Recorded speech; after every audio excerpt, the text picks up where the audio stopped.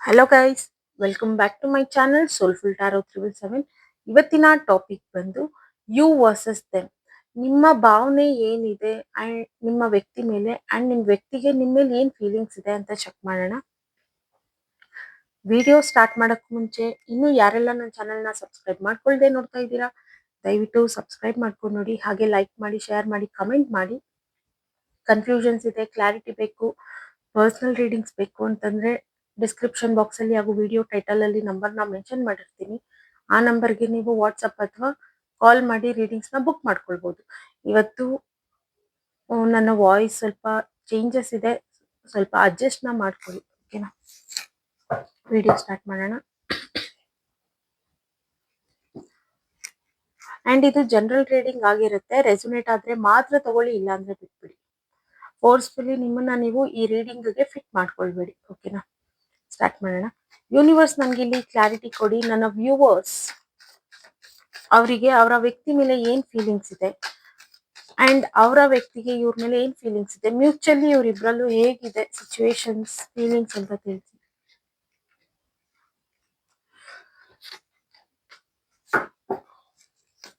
ಇದು ನಿಮ್ ಫೀಲಿಂಗ್ಸ್.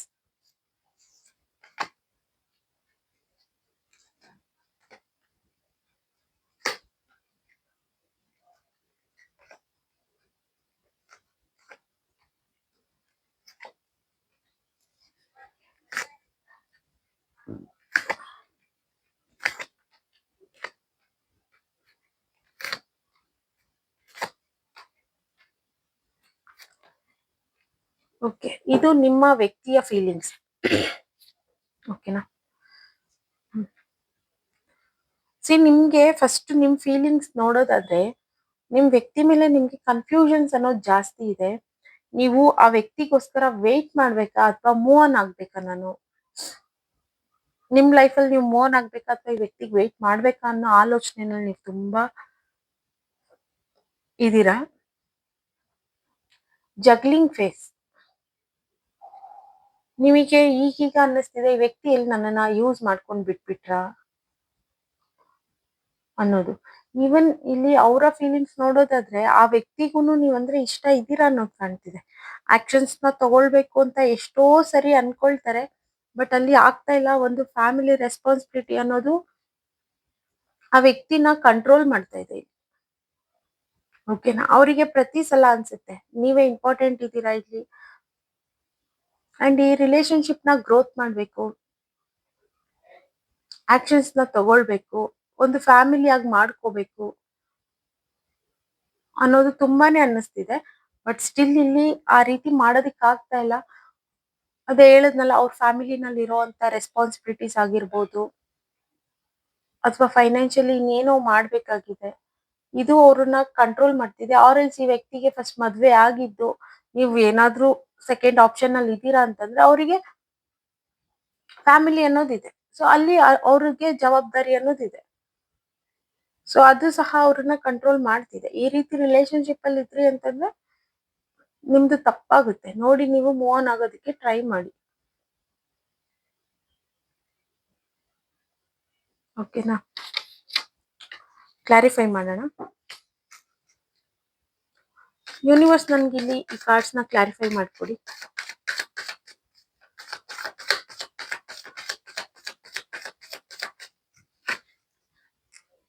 ನಿಮ್ಗೆ ಈ ಕನ್ಫ್ಯೂಷನ್ ಅಲ್ಲಿ, ಜಗ್ಲಿಂಗ್ ಅಲ್ಲೂ ನಿಮ್ಮ ವ್ಯಕ್ತಿ ಜೊತೆಲಿ ರಿಕನ್ಸಿಲೇಷನ್ ಮಾಡ್ಕೋಬೇಕು ಅನ್ನೋದು ತುಂಬಾನೇ ಇದೆ. ಬಟ್ ಆಗ್ತಾ ಇಲ್ಲ. ನಿಮ್ ವ್ಯಕ್ತಿಗೆ ಇರೋದಿಷ್ಟೇ, ಇದನ್ನ ಗ್ರೋ ಮಾಡ್ಬೇಕು ಅಂಡ್ ಇವರಿಗೆ ಸಾರಿ ಫೈನಾನ್ಷಿಯಲಿ ಸ್ಟೇಬಲ್ ಅನ್ನೋದು ಈಗೀಗ ನೋಡ್ತಾ ಇದ್ದಾರೆ ಈ ವ್ಯಕ್ತಿ. ಈಗ ಈ ಸ್ಟೇಬಲ್ ಮಧ್ಯದಲ್ಲಿ ಸಡನ್ ಆಗಿ ಕಮಿಟ್ಮೆಂಟ್ ನ ತಗೊಳ್ಳೋದಕ್ಕೂ ಭಯ ಪಡ್ತಾ ಇದ್ದಾರೆ ಈ ವ್ಯಕ್ತಿ. ಎಲ್ಲೋರು ಮೋಸ ಅಂತೂ ಮಾಡ್ತಾ ಇಲ್ಲ, ತುಂಬಾ ಸ್ಟ್ರಾಂಗ್ ಆಗಿದ್ದಾರೆ. ನಿಮ್ ವಿಚಾರವಾಗಿ ಈ ವ್ಯಕ್ತಿ ತುಂಬಾನೇ ಸ್ಟ್ರಾಂಗ್ ಆಗಿದ್ದಾರೆ. ಬಟ್ ಇಲ್ಲಿ ಅದೇ ಹೇಳ್ತಾ ಇದೀನಲ್ಲ, ಈಗ ನೀವು ನಿಮ್ಮನ್ನ ಮದ್ವೆ ಮಾಡ್ಕೊಳ್ಳೋದಾಗ್ಲಿ ಅಥವಾ ಇನ್ನೇನಾದ್ರೂ ಒಂದು ಕಮಿಟ್ಮೆಂಟ್ ಅನ್ನೋದು ಕೊಡಕ್ ಬಂದಾಗ ಅಲ್ಲಿ ಇನ್ ಸ್ವಲ್ಪ ಜವಾಬ್ದಾರಿ ಅನ್ನೋದು ಜಾಸ್ತಿ ಆಗುತ್ತೆ. ಅಂಡ್ ಜೊತೆನಲ್ಲಿ ಇನ್ಕಮ್ ಸೋರ್ಸ್ ಅನ್ನೋದು ಇನ್ನು ಜಾಸ್ತಿ ಮಾಡ್ಕೊಳ್ಬೇಕು ಅನ್ನೋ ಒಂದು ಥಾಟ್ ಈ ವ್ಯಕ್ತಿಗಿದೆ. ಓಕೆನಾ? ಸೊ ನಿಮಿಗೂ ಅಷ್ಟೇ, ನಿಮಿಗೂ ಪ್ರತಿ ಸಲ ನೀವೇನೇ ಕನ್ಫ್ಯೂಷನ್ ಅಲ್ಲಿರಿ, ನೀವ್ ಇನ್ನೇನೇ ಯೋಚನೆ ಮಾಡ್ತಿದ್ರುನು ಈ ವ್ಯಕ್ತಿ ಬಗ್ಗೆ ಜೊತೆಲಿ ಇರ್ಲಾ ಬಿಟ್ಟೋಗ್ಲಾ ಅಂತೆಲ್ಲ ಯೋಚನೆ ಮಾಡ್ತಿದ್ರು ಫೈನಲಿ ನೀವು ರಿಕನ್ಸಿಲೇಷನ್ ಆಗ್ಬೇಕು ಅಂತಾನೆ ಯೋಚನೆ ಮಾಡ್ತೀರಾ. ನೀವು ಆ ವ್ಯಕ್ತಿನ ಕನ್ವಿನ್ಸ್ ಮಾಡೋದಕ್ಕೂ ಟ್ರೈ ಮಾಡ್ತೀರಾ, ಬಟ್ ನೀವು ರೈಟ್ ವೇ ನಲ್ಲಿ ಕನ್ವಿನ್ಸ್ ಮಾಡ್ತಿಲ್ಲ ಆ ವ್ಯಕ್ತಿನ. ಓಕೆನಾ? ಅಲ್ಲಿ ಅನ್ಸುತ್ತೆ ನಿಮ್ಗೆ, ನೀವು ಕೆಲವು ಸಲ ಕ್ವಶನ್ಸ್ ನ ಕೇಳೋದು ಡಾಮಿನೇಟಿಂಗ್ ಮಾಡ್ದಂಗಿರುತ್ತೆ.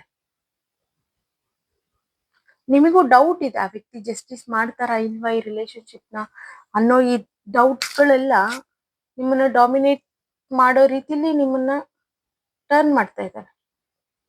ಅಂಡ್ ಇದೆಲ್ಲ ಆದ್ಮೇಲೆ ಅನ್ಸುತ್ತೆ, ಅಯ್ಯೋ ನಾನು ಇಷ್ಟೊಂದು ಡಾಮಿನೇಟ್ ಮಾಡ್ಬಿಡ್ ನನ್ನ ವ್ಯಕ್ತಿನ, ನಾನು ಈ ತರ ಮಾಡಿದ್ ಸರಿನಾ ತಪ್ಪಾ ಅಂತೆಲ್ಲ ನಿಮ್ಗೆ ಅನ್ಸಕ್ ಸ್ಟಾರ್ಟ್ ಆಗುತ್ತೆ. ಆ ವ್ಯಕ್ತಿಗೆ ಆಗ ಹಾರ್ಟ್ ಬ್ರೇಕ್ ಅನ್ನೋದು ಫೀಲ್ ಆಗುತ್ತೆ. ಓಕೆನಾ? ನೋಡೋಣ, ಯೂನಿವರ್ಸ್ ನಂಗೆ ಇಲ್ಲಿ ಕ್ಲಾರಿಫೈನ ಮಾಡ್ಕೊಡಿ.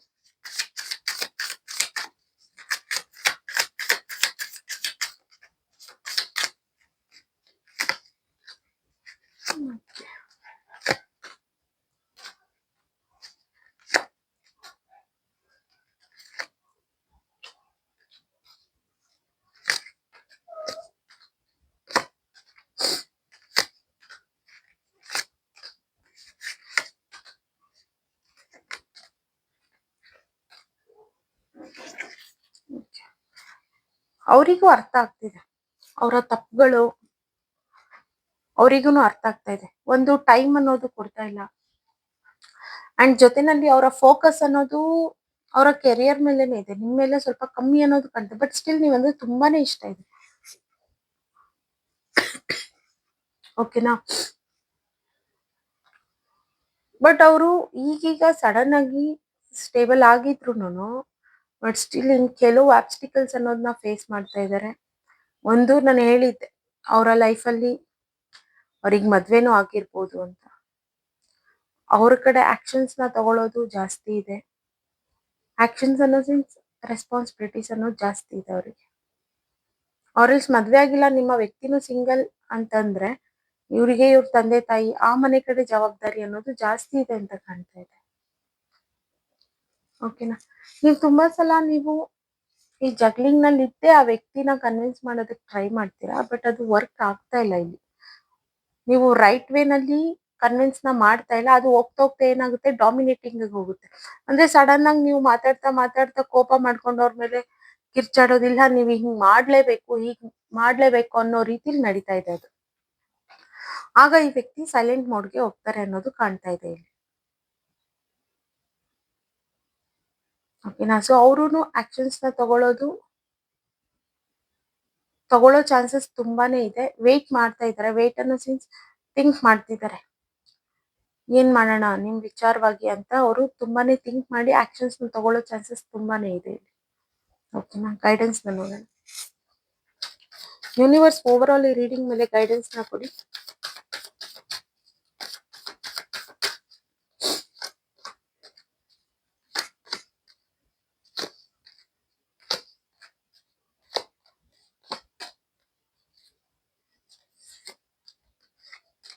ಓಕೆ,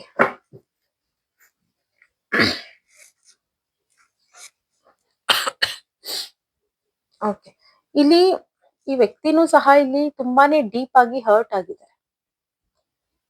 ಓಕೆನಾ? ಅವರಿಗೆ ಈ ಹರ್ಟ್ ಆಗಿರೋದು ಅಂಡ್ ನೀವು ಅಷ್ಟೇ, ಅಂಡ್ ಬರ್ತಿರೋ ಆಪರ್ಚುನಿಟೀಸ್ ಕಡೆ ಗಮನ ಕೊಡಕ್ ಆಗ್ತಾ ಇಲ್ಲ ಇಬ್ರಿಗೂ.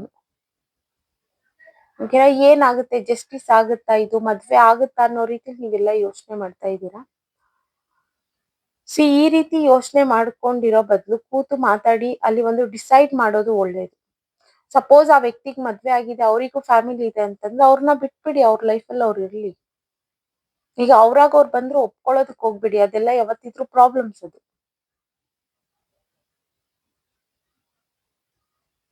ಅಥವಾ ಸ್ವಲ್ಪ ಕಂಡೀಷನ್ಸ್ ನ ಇಡಿ, ಆ ರೀತಿ ಇತ್ತು ಅಂತಂದಾಗ ಅಲ್ಲಿ ಏನ್ ಲೀಗಲಿ ಮಾಡ್ಬೇಕೋ ಅದನ್ನ ಮುಗಿಸ್ಕೊಂಡ್ ಬರೋ ರೀತಿಲಿ ಕೇಳಿ. ಓಕೆನಾ? ಈ ವಿಚಾರವಾಗಿ ನೀವು ಡಿಸ್ಟರ್ಬ್ ಆಗೋದು, ನಿಮ್ ಕೆರಿಯರ್ ಮೇಲೆ ನೀವು ಗಮನ ಕೊಡ್ದಿಲ್ದಿರ ಇರೋದು, ಇದೆಲ್ಲ ತಪ್ಪು. ಟೈಮ್ ನ ವೇಸ್ಟ್ ಮಾಡೋದು ತಪ್ಪು. ಓಕೆನಾ? ಓಕೆ ಗೈಸ್, ಇವತ್ತಿನ ರೀಡಿಂಗ್ ಇಷ್ಟೇ. ಇನ್ನು ಯಾರೆಲ್ಲ ನನ್ನ ಚಾನೆಲ್ನ ಸಬ್ಸ್ಕ್ರೈಬ್ ಮಾಡ್ಕೊಳ್ದೆ ನೋಡ್ತಾ ಇದ್ದೀರಾ, ದಯವಿಟ್ಟು ಸಬ್ಸ್ಕ್ರೈಬ್ ಮಾಡ್ಕೊಂಡು ನೋಡಿ. ಹಾಗೆ ಲೈಕ್ ಮಾಡಿ, ಶೇರ್ ಮಾಡಿ, ಕಮೆಂಟ್ ಮಾಡಿ. ಕನ್ಫ್ಯೂಷನ್ಸ್ ಇದೆ, ಕ್ಲಾರಿಟಿ ಇದೆ, ಪರ್ಸನಲ್ ರೀಡಿಂಗ್ಸ್ ಬೇಕು ಅಂತಂದ್ರೆ ಡಿಸ್ಕ್ರಿಪ್ಷನ್ ಬಾಕ್ಸ್ ಅಲ್ಲಿ ಹಾಗೂ ವಿಡಿಯೋ ಟೈಟಲ್ ಅಲ್ಲಿ ನಂಬರ್ನ ಮೆನ್ಷನ್ ಮಾಡಿರ್ತೀನಿ. ಆ ನಂಬರ್ಗೆ ನೀವು ವಾಟ್ಸ್ಆಪ್ ಅಥವಾ ಕಾಲ್ ಮಾಡಿ ರೀಡಿಂಗ್ಸ್ನ ಬುಕ್ ಮಾಡ್ಕೊಳ್ಬೋದು. ಅಂಡ್ ಇದು ಜನರಲ್ ರೀಡಿಂಗ್ ಆಗಿರುತ್ತೆ. ರೆಸೊನೇಟ್ ಆದ್ರೆ ಮಾತ್ರ ತಗೊಳ್ಳಿ, ಇಲ್ಲಾಂದ್ರೆ ಬಿಟ್ಬಿಡಿ. ಫೋರ್ಸ್ಫುಲಿ ನಿಮ್ಮನ್ನ ನೀವು ಈ ರೀಡಿಂಗ್ಗೆ ಫಿಟ್ ಮಾಡ್ಕೊಳ್ಬೇಡಿ. ಓಕೆನಾ? Thank you guys, bye.